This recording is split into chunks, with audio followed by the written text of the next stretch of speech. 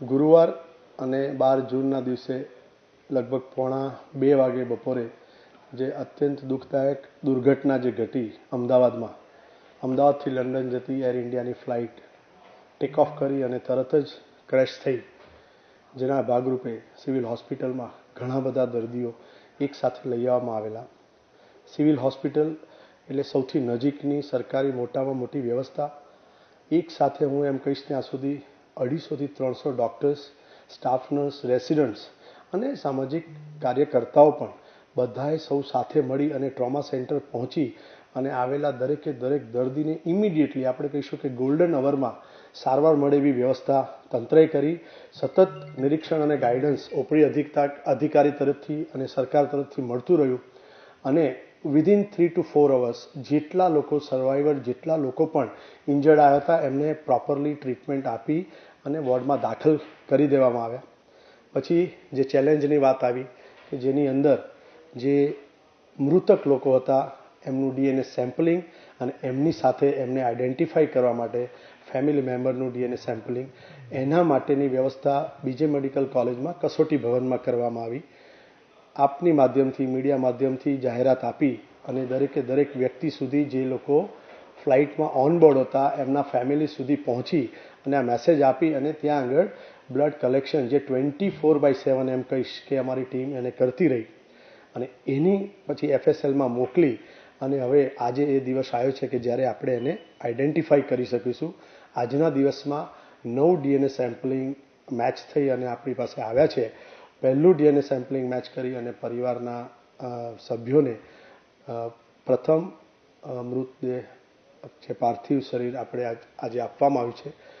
ઘટના ખૂબ જ દુઃખદાયક છે. અમારા સૌની સંવેદના એ પરિવાર સાથે છે અને એના માટે સિવિલ હોસ્પિટલ અને સરકારી તંત્રએ એવો નિર્ણય લીધો છે કે આવનાર વ્યક્તિને કોઈ પણ જાતની તકલીફ ન પડે અને સ્મૂધ મેનેજમેન્ટ થાય એના માટેની એક ખાસ વ્યવસ્થા તૈયાર કરવામાં આવી છે. આપ સૌને, આપના દરેકે દરેક પરિવારના સભ્યોને હું જણાવીશ, જે નીચે નંબર જે ફ્લેશ થાય છે એ નંબર સિવિલ હોસ્પિટલના એ નંબર છે જેના પરથી DNA સેમ્પલ જેને આપ્યું હશે એ વખતે જે નંબર આપણે નોંધાયો છે એના ઉપર કોલ આવશે. ફરીથી કહીશ, કોઈ પણ વ્યક્તિ એમ કે DNA સેમ્પલ માટેનો મને કોલ આવ્યો તો મહેરબાની કરીને એવી વાત માની અને સિવિલ હોસ્પિટલમાં ન આવી જતા. સિવિલ હોસ્પિટલ તરફથી જવાબદાર વ્યક્તિ આપને કોલ કરશે, આપનું નામ પૂછશે કે શું આપને જ DNA સેમ્પલિંગ માટે બ્લડ આપ્યું છે અને જો આપ એ જ વ્યક્તિ હોવ તો આપના જે આપની સાથે વાત થાય પછી તમારા સગવડ પ્રમાણેના ટાઈમે તમને સિવિલ આવવા માટેની જાણ કરવામાં આવશે. સૌપ્રથમ જ્યારે આપ સિવિલ આવો અને તમને એવું લાગે આ જે વ્યવસ્થા છે શરૂઆતની જે રજિસ્ટ્રેશનની એ સિવિલ હોસ્પિટલ સુપ્રિન્ટેન્ડન્ટની સામે જે PA ઓફિસ છે એની અંદર અમે કંટ્રોલ રૂમ બનાવ્યો છે.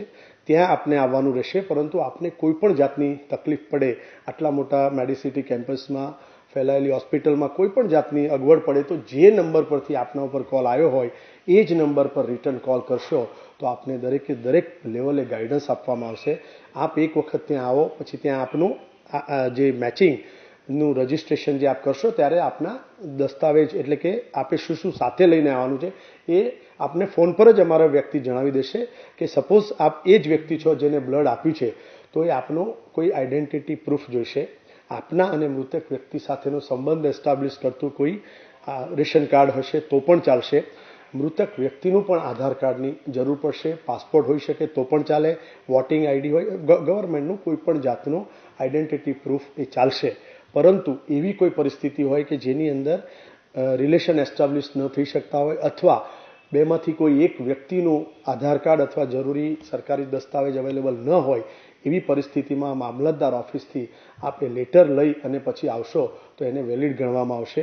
એક વખતે રજિસ્ટ્રેશન થશે પછી બાકીની આપણી જે પ્રોસેસ છે એ ત્યાંથી ચાલુ થશે, આઈડેન્ટિટી થશે અને એના પછી જે કોઈ બી ડોક્યુમેન્ટ એમ કહીશ કે આપ એક વખત પાર્થિવ દેહ લઈ અને ઘરે જાઓ એના પછી જે કોઈ બી પ્રોસેસ માટેના બધા જ જે કાગળોની જે જરૂર પડતી હોય છે એ દરેક કાગળની ફાઇલ બનાવી અને આપને આપવામાં આવશે.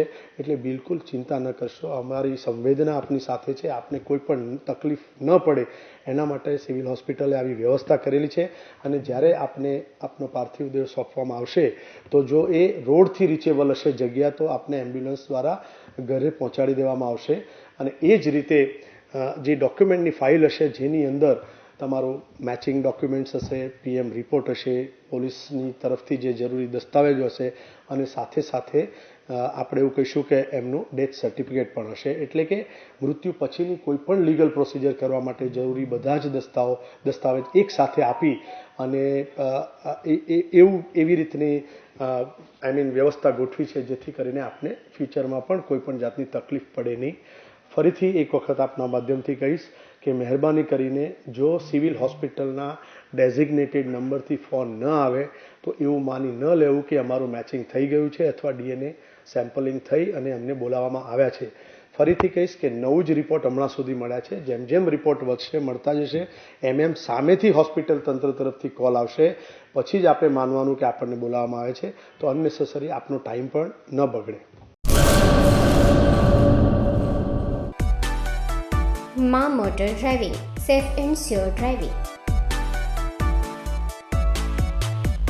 ડ્રાઇવિંગ એ શોખ સાથે આપની મોટી જવાબદારી પણ છે.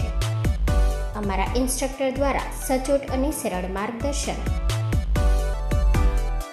આપની રોજની તાલીમની માહિતી મેળવીને શું અધુરાશ છે એના ઉપર પૂરું ફોકસ કરાય છે.